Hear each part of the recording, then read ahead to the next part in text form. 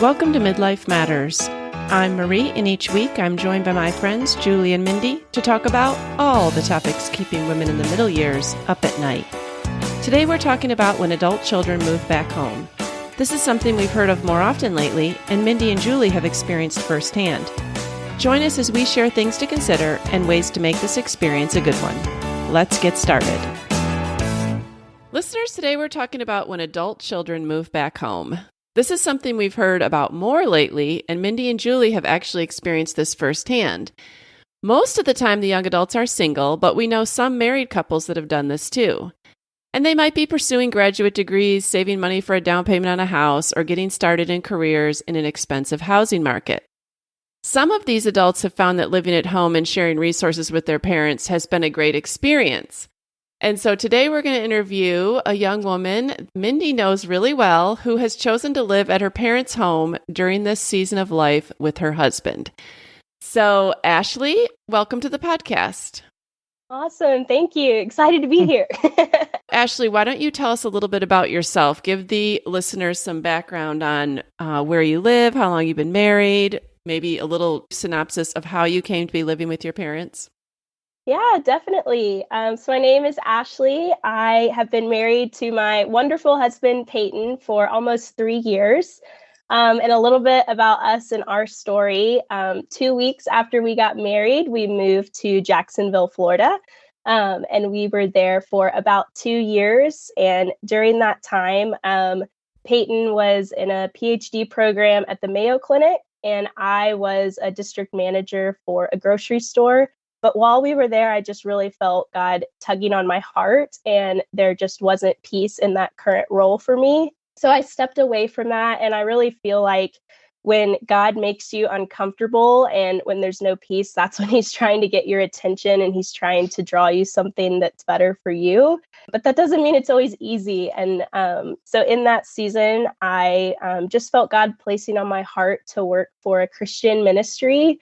And then I started working for Compassion International. And so Compassion releases children from poverty.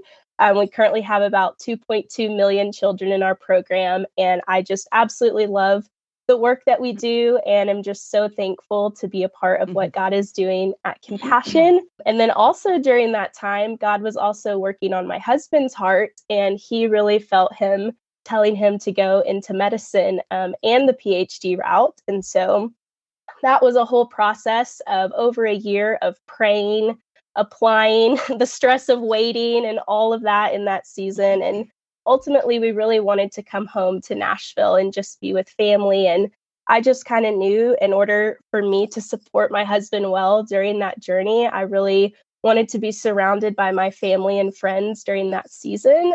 So we just kind of prayed specifically for Vanderbilt, and God opened doors. And Peyton got into Vanderbilt's MD PhD program, and he got in, and we had to move to Nashville 2 days later. So once he found out, he started like 2 days later. So here we are. Yeah. Oh my goodness. Also, major congratulations to both of you, because that's a lot to go through in a short, almost 3 years of marriage. Yes. That's a lot. Yes. I just want to say too that Ashley and I go way back, and having taught her in youth group and been to church camp with her, that's what it's such a neat benefit of working with youth is getting to see, I think I've known Ashley since second grade maybe, and to see her turn into this wonderful young woman. Not that she always wasn't, but I mean, just to see her come full circle into, as an adult. And it's just really neat. I'm glad you're here today. And thank you for pouring into us, and it really means a lot. We look up to y'all. Y'all are a lot of fun. Well, you've kind of set the stage for us on what was bringing you back to Nashville. So let's kind of jump into how the scenario worked for you and Peyton to then decide to move back home with your parents. So I'm curious, who thought of this first? How did this come about? I know it was a very quick move and you had to kind of flex quickly. Sure. But from talking with you recently, this has turned into an amazing thing. So tell us how it started. Yeah. So I think obviously every situation is going to be different. And I think for us specifically, it wasn't like one big conversation that led us to moving back in with our parents. It was honestly a series of conversations. And what it looked like is, while we were interviewing and while Nashville was an option to come home, Peyton and I started looking at apartments in the Nashville area, and just had open communication with my parents, never asking to move back in or anything like that. But just kind of telling them, this is what the rent would be for living in an apartment, and trying to figure that out. And it was actually my parents that came to me, and they were like, if you guys want to, for a limited time, you guys could stay with us, while you guys figure things out. And, if you guys want to save up for a down payment or whatever you guys want to do, Peyton and I make our own financial decisions, and but they just wanted to offer up their home as a place for us. And growing up, they had raised me to be independent, and so this was something I was not expecting. And I kind of asked them, like, jokingly, I was like, well, you always said we'd be on our own, especially if we get married and stuff like that. But my dad was like, well, like, sometimes things change in the world and you have to pivot. And, they've prayed about it and they had a peace about it. And I think that's what was key too, is when God is at the center, everything else will fall into place. And I think that, when the time is for us to move out, or when God provides an opportunity for us to do something, we'll all know. But I think just having that peace that comes from God, and keeping that open communication with my parents about things that we're doing. So I think that's neat that your parents suggested it. I know John and I have always said we hope our home can always be a safe place to land if anybody needs it, And Mindy, since you brought this topic up a couple weeks ago, I've been in 3 or 4 different scenarios with other women, and I didn't have to research this topic at all. It came up naturally at every event. Every single thing I was at, parents had kids living at home, and it was married kids with babies and single kids. And, it was, I really think it's becoming more common out of necessity in some ways, Right. So on to the next question. Can you tell us kind of just a little bit about who lives there and just the setup, the logistics of how you're using the home? Yeah, definitely. So my brother, actually, he lives at home too with us. He graduated from college about a year ago, and he has a job where he travels. So it didn't really make sense for him to get his own place, because sometimes in a month, he's here 2 days in a month. But so that's been kind of fun because we're all back home together. But the dynamics of it, so my job, I work from home. And so my parents were very nice and they gave me the front office in the house. So I have my own office space, which that is huge for having my job. And it's my own place where I can go and do my work and close the door. And I'm really thankful that they did that, because that has been huge. Upstairs, Peyton and I have our own room and bathroom. Then Peyton has like the guest bedroom we've turned into like his office space too, where he studies and does school and stuff like that. And then my brother upstairs, there's kind of like a master suite upstairs as well. And so he has that room and bathroom. And then he has the bonus room essentially. So where we like would watch movies and stuff, that's kind of his space. And then my parents downstairs have, their master bedroom and space. And I think what has been key is just for everyone to have their own space to like get away. And like, we're 3 units living in one home. And so having our own space, and it doesn't matter, the size or anything like that. We're just thankful to have just a space that it's like, okay, if we're in there, like it's our space and no one's going to like bother us or interrupt us. But it's again, just, it's kind of like having roommates. Peyton commonly refers to my dad as his roomie, and that's kind of it's so cute. Now, do your parents both go to work? Do they leave the house to go to work? Yes. So both my parents work outside of the home, and then my mom works remote 2 days a week. So she's home 2 days a week, and that's fun because we have lunch together and we get to see each other. But Peyton's at Vanderbilt and Houston's gone. So that is also kind of nice too, because when everyone's gone, it's just me in the house. So I kind of get our own space, and then we all come back together at night. So it's kind of fun. Neat. Well, is this a trend that you've noticed with your friends Ashley, like, do you have other friends here locally that are doing the same thing? Yes, definitely. I was actually like trying to think about it, and I think I have more friends that live at home with their parents than I do friends that are on their own. And I think at first, it was kind of this thing that we all kind of didn't really talk about, and then it became obvious when it's like, hey, do you want to come over? And then it's at your parents' house or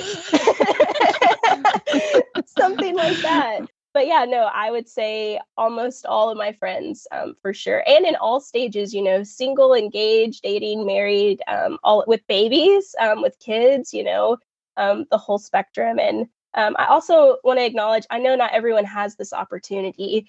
Maybe your parents don't live in the same area as you, or you don't have a relationship with them where you can do that. And so I do want to acknowledge that. And I know that I'm just so thankful that we have this opportunity. You have such a kind heart. I mean, this topic, kind of like Julie, I was noticing it everywhere. I didn't even have to seek it out, which is why I'm like, we have to talk about this. It's so prevalent right now, but I just appreciate your heart towards it, Ashley. And I'm like, you're just the perfect person to talk to. And so I appreciate your willingness and openness, but I'd love to talk details. I asked you all of these questions when we were in person, and you just handled it so well. So if you wouldn't mind, like the actual daily living, like, how do you handle the groceries? Who buys what? The shared spaces, like the kitchen, the living room, the driveway, weeknights, weekends, things like that. How does that work? Yeah, definitely.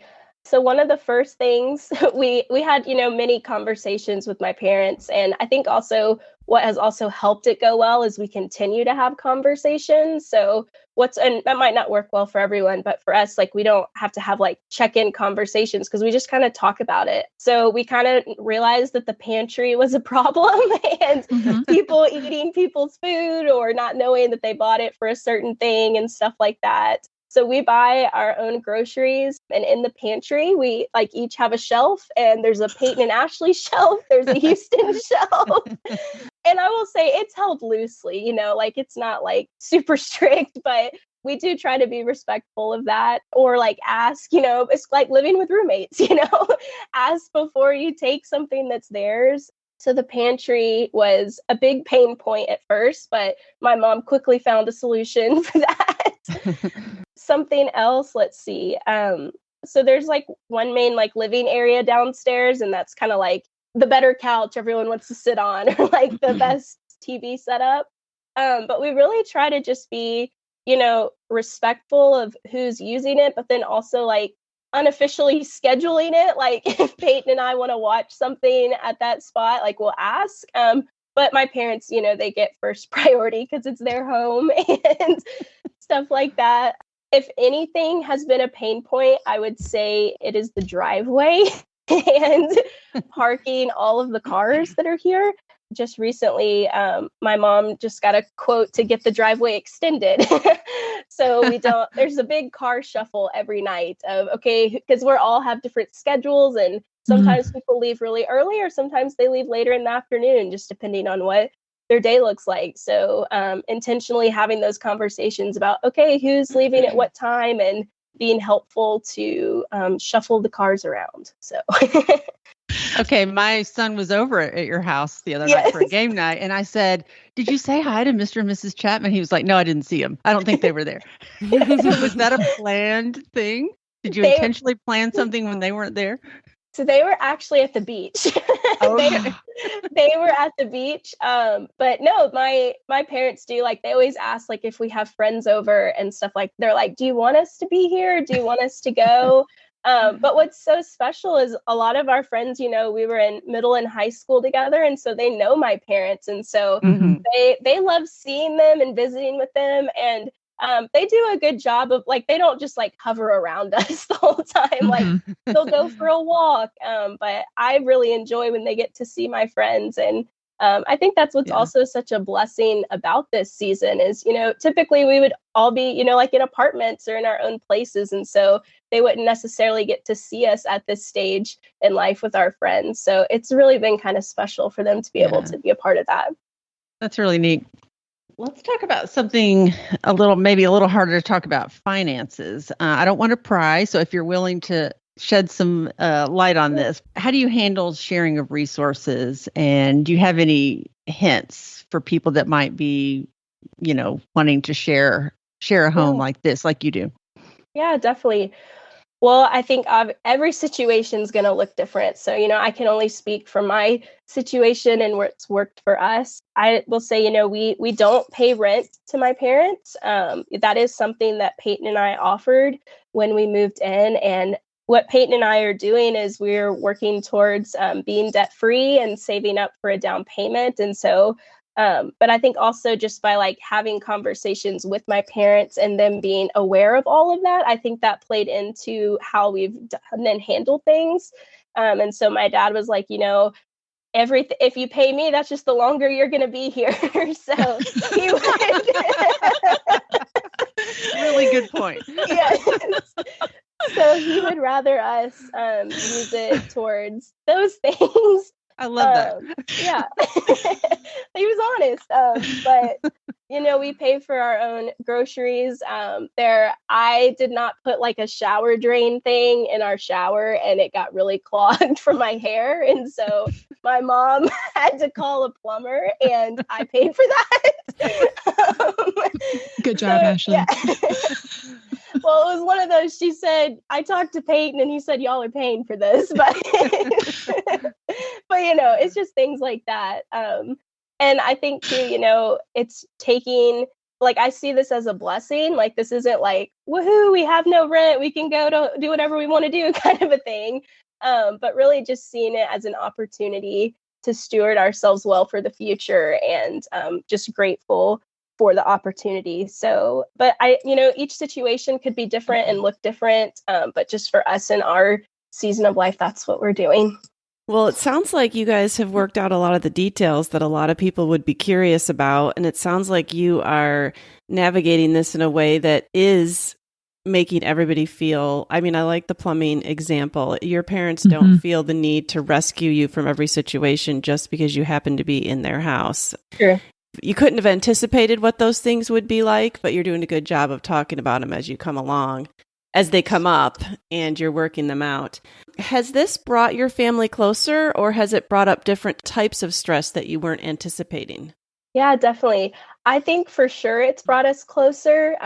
It was really hard for us being so far away from family in Florida, and we really missed our family. And so this has just kind of been a time of celebration and rejoicing in what God has done. And the fact that we're even in Nashville is a miracle. So we're just so thankful to be home. And, I'm not going to lie, it's not just like rainbows and sunshine every day, we do desire to have our own place, and we would love that. But we also trust God and his timing. And I've seen him work in my life in so many ways. And so there's a piece in that. Some other fun ways it's brought us closer is, if we're all home, we can have a game night, and we can play Mexican train dominoes or other things together. Something else we did when we moved in, about a month later, Peyton and I got a puppy. Oh, wow. So that was a conversation of topic for a while of if we could get the puppy and all of that. Your mom's a saint. Yeah. I'm going to keep my opinions to myself. Yeah. But with the puppy, it's been so special because we've all got to having a puppy is hard. And, we've had 5 adults be able to help take care of the puppy. And so that was been really special. But it's also just been really fun in this season to have the puppy. And then just for me personally, with Peyton and his schooling, he is busy a lot and he has gone a lot. And so I've just been so thankful to be able to be with my parents in this season. And then also to have a puppy that works from home with me. That has been a lot of fun for sure. Oh my goodness, you're killing me with cute little puppy. Yeah, when she came to visit, she was like, I'm going to talk you into a dog, Miss Mindy. I think this is what you need. I'm like, not yet, Ashley. Oh my goodness. All right. Well, I am curious. Is there a particular set of circumstances or time frame that would then help you and Peyton decide to move out on your own again? Like, I'm just curious, about, I'm sure you've talked about it. Yeah, definitely. I mean, I think, again, going back to those conversations with my parents and, it's always been said, 2 to 3 years is kind of the timeline that they have given with us. It wasn't like it was like, you've got to move out by this date or something like that. But there is a time frame in mind. Like, it's not like we can stay here forever. But, we're saving up for a down payment on a home, and we're working towards that. And I think also things that have been helpful is, we've met with a financial advisor, we're meeting with realtors, we're looking at houses just to kind of get educated on the market and stuff like that. So, but then again, with that, like Peyton and I do that together, but then we let our parents know what we're doing, and just so they're aware. And, they've said too, like, if you find a house and you can't, they're building it, or, the people need extra 6 months to stay, or, whatever the situation, like we have that flexibility where we can stay and like stuff like that. So, and I think too, just praying about it and when there's peace about it. And I think, we're trying to do all that we can. Also just keeping that open communication with my parents while still praying about it together. Well, I mean, isn't that one of the factors where I think a lot of our friends' children are living at home with them, or your friends are living at home with their parents, is just the housing market is completely ridiculous right now. The lack of starter homes, the high interest rates, things like that have really kind of forced a lot of adulting children to share resources. So I could see that playing a big part. It's hard to get a house right now. Yes, definitely. Before I ask the next question, I was kind of going to go back to something in the finances. Yeah. If you don't mind. Just, do you ever feel like you scrutinize your spending more carefully because you're worried about what your parents might think? Like, oh, we're here rent free, so should we really, how would it look to buy this or do this or go here? Does that ever complicate a great things? Question. No, that's a great question. And I think at first, yes, like that was something that was obviously on my mind. And like, like, should we just eat at home or should we go out to eat for a date night or something?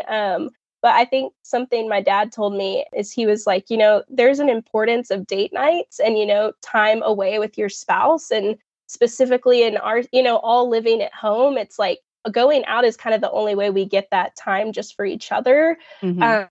And so obviously like within reason, and stuff like that. But I think that is so important and has been so helpful, especially in a marriage, to have that time away. And, even if it's once or twice a year, just a small 3-day getaway somewhere, like a cheap Airbnb or something, nothing like crazy. But whenever we can find time to get away, like that's really the only time we have, just Peyton and I. So they actually encourage us in that. Now, my dad is like, if you're going to Europe every 3 months, we might need to talk. But,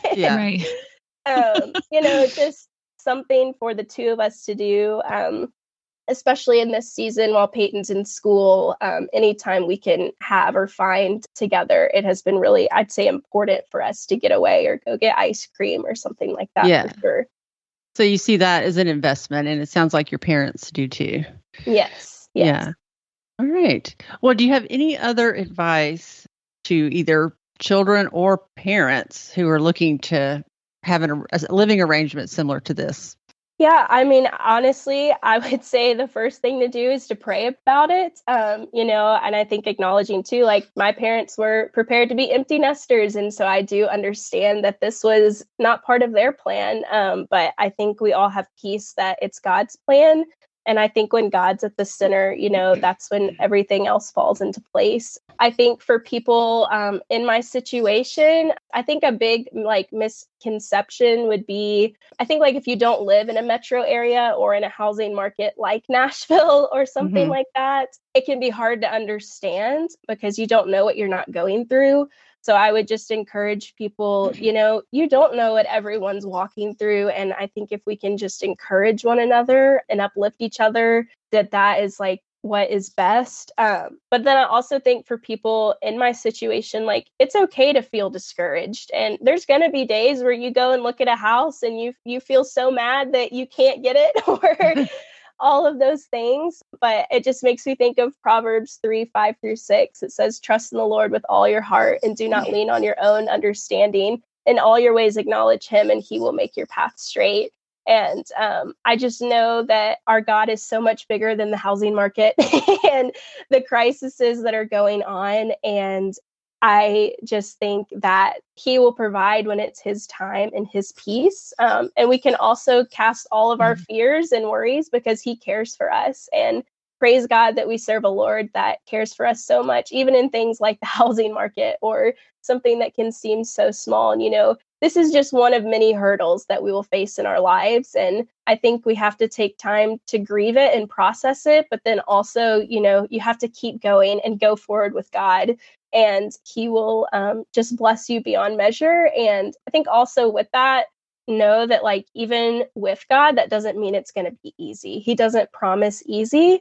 But he does promise his perfect peace that passes all understanding. So I think just knowing that if he's with you, everything else will fall into place. Yeah. And I think one day you'll look back on this even more fondly. Like it'll be sweet memories of, you remember when we had to live with mom and dad? And, and because I had actually forgotten, John and I lived with my parents before we moved to Nashville for about 2 months.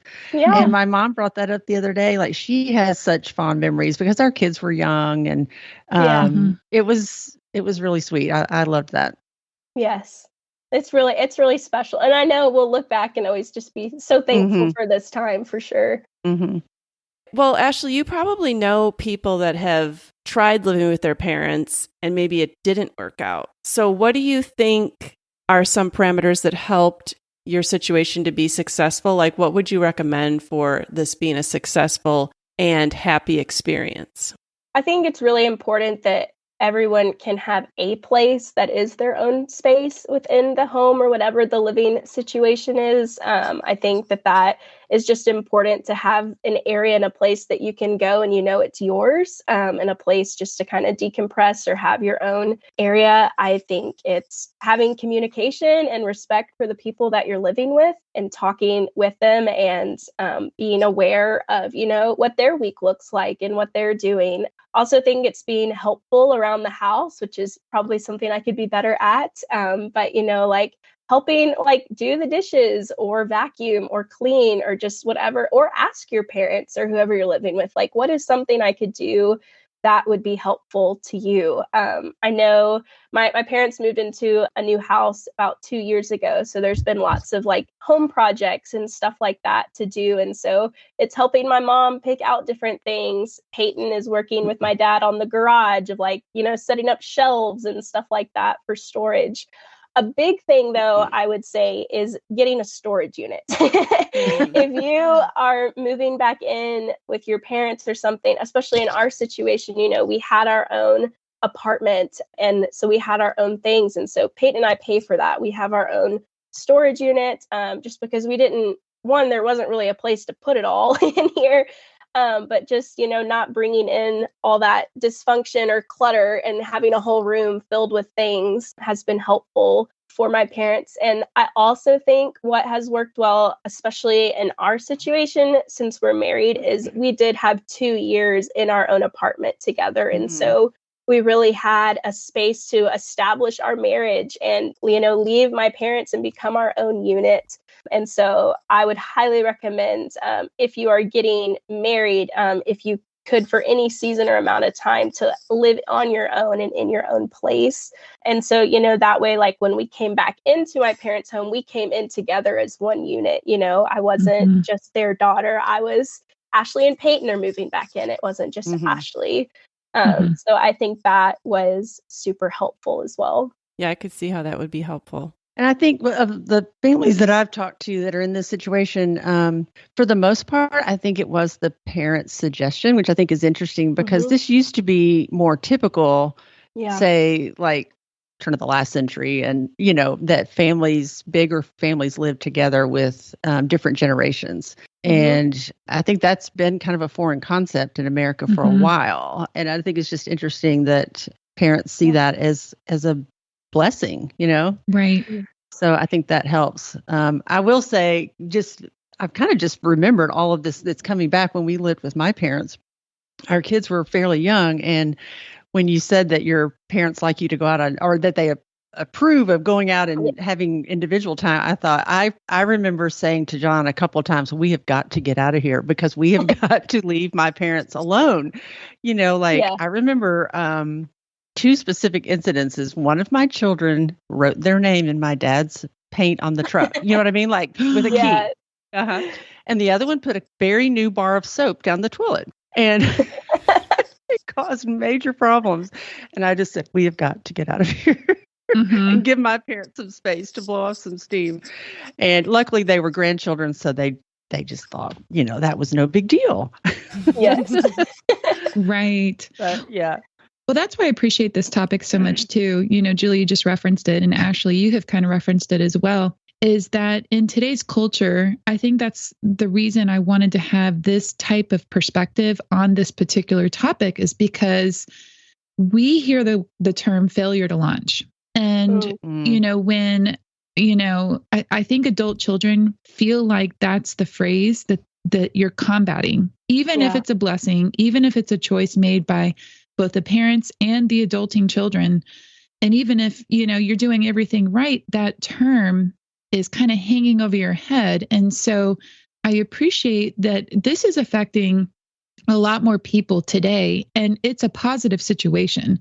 So I wanted to have that perspective shown and spotlighted because it affects so many of us. I mean, it's affecting our home as well. We handle the logistics a little bit differently. Our adult son is not married. He is paying rent, and that's what works for us. But again, every situation is different, and you just have to communicate. I think the parents have to make known expectations very clearly. And it is an ongoing conversation. And so I appreciate you being willing to even spotlight that, because that's what we're almost working against, is that idea of this word failure. It's not a failure. This is actually a blessing and can be a really positive situation for all parties involved. Yeah. Ashley, have you felt that at all? Or did you just, maybe not directly from people, but just did you have to combat that feeling of what does this look like, or what do people think? Absolutely. I mean, I don't think people in my life have made me feel that way. I would say it's more on myself and, things that I've hoped and dreamed for myself. But I think we can get so caught up in this world and looking around, people have more than you, or going to have more than you, or be able to be in a home. But I think, in those moments, I just have to look up and know, the world is not our home, and it's not going to be perfect. But also, I think with that, taking that frustration and, mourning it and taking it to the Lord, but then also doing something with it. So okay, instead of looking at what I can't do, what can I do? I have this opportunity to save up. If we didn't, we would probably be renting for a very long time or something like that. And so, I definitely felt discouraged by it for sure. And there's still days where I do feel discouraged by it, but I just have to, take it to God and just know that I'm doing all I can do and have a peace about that. And if I feel like I should be doing more, then I should explore that. But it's that constant communication with God, with your family, with who you're living with, and kind of like you said, Mindy, it's an open-ended conversation. It doesn't, it's not okay, we'll check back in a year. It's just kind of however it happens, and just kind of keeping everyone updated. Well, I appreciate you sharing with us today, because I know my son, who moved back home after being out a year, he didn't talk to me directly about it, but I know he would, one time he came home and said, hey, did you know so-and-so actually moved back home after they were married? I could tell that was on his mind, that brought him comfort, because this person is successful. And, I know he was kind of gauging what he was doing based on what this other person had done. And so I know that can be a real struggle. Definitely. And if there's people out there that maybe you don't know anyone that's living at home, or you're a parent out there and you don't have kids that are, of kids living, it is out there. Hi, I'm one of them.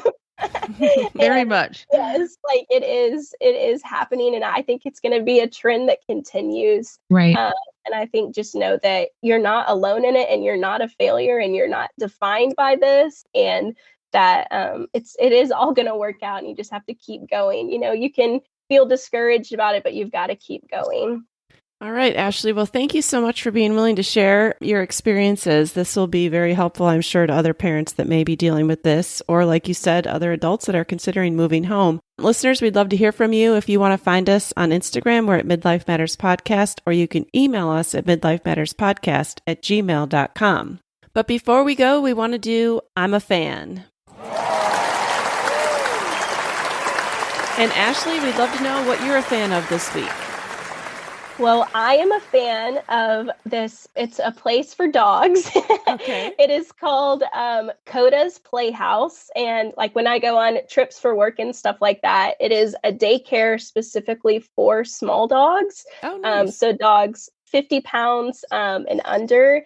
And they also, you have to do an evaluation day with the dog. So if they show any signs of aggression, they won't let them come to the facility. So you can have peace that your puppy is in good hands. And also it's only $25 for 12 hours of care. Whoa, that's really cheap.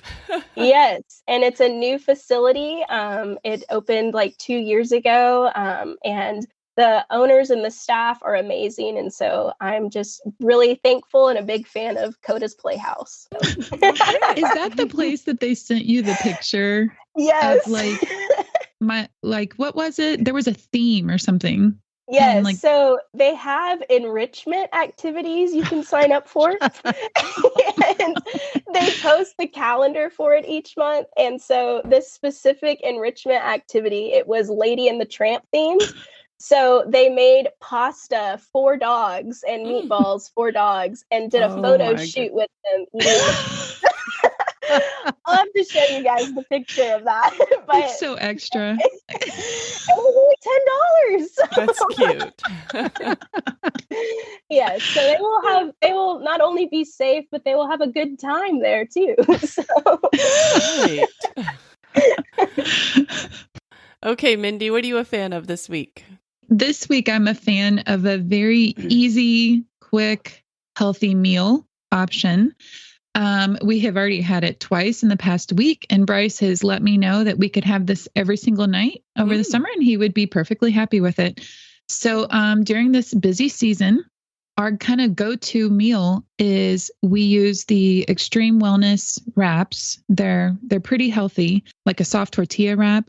And then I just get a Caesar salad mix and a hot rotisserie chicken, and just take the chicken off the bone. Good idea. You mix the salad, you put the Caesar salad on the wrap, you put some chicken on it, and you're good to go.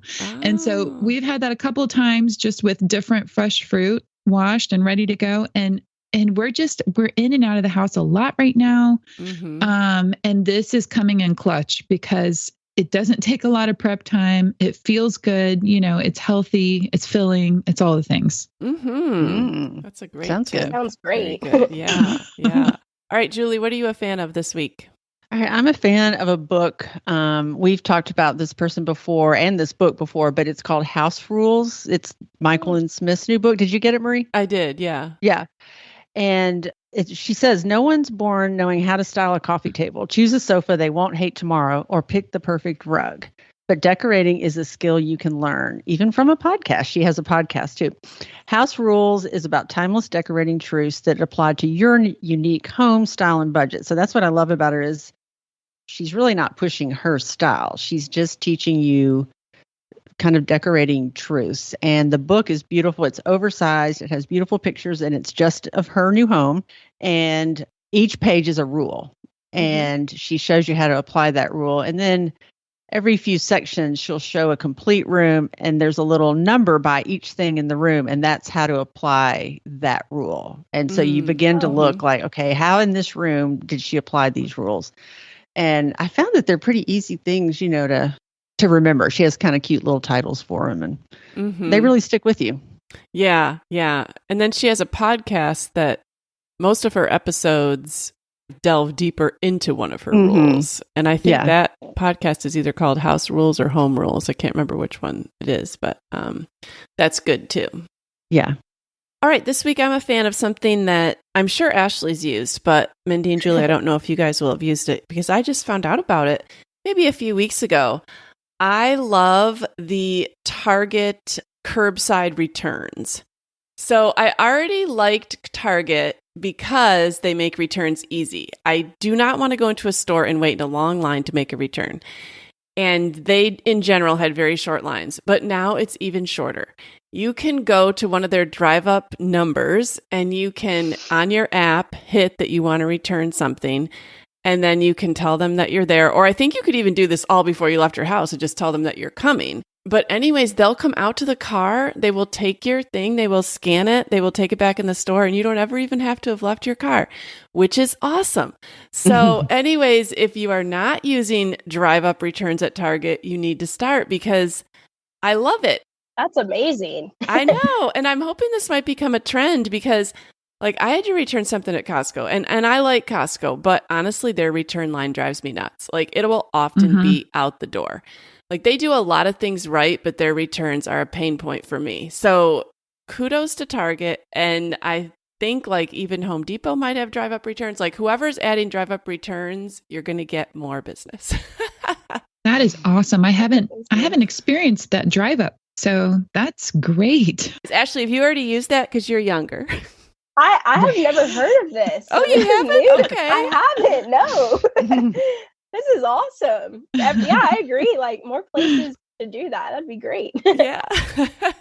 Okay. Well, Ashley, thank you so much for coming on and talking with us. We really appreciated it. And this gives everyone a lot of food for thought. Yeah. Yes. Thank you, Ashley. Loved having you. Yes. Thank you guys for having me. It's good to see you all. Bye. Bye. We're so happy you joined us today. You can find the show notes for this episode at midlifematterspodcast.com. Also, please tell a friend about the show and help them hit the free subscribe button on their favorite podcast app. Be sure to follow us on Instagram at Midlife Matters Podcast. That's where we post pictures and stories about all the things we talk about in each episode. Thanks for listening, and we'll see you next week.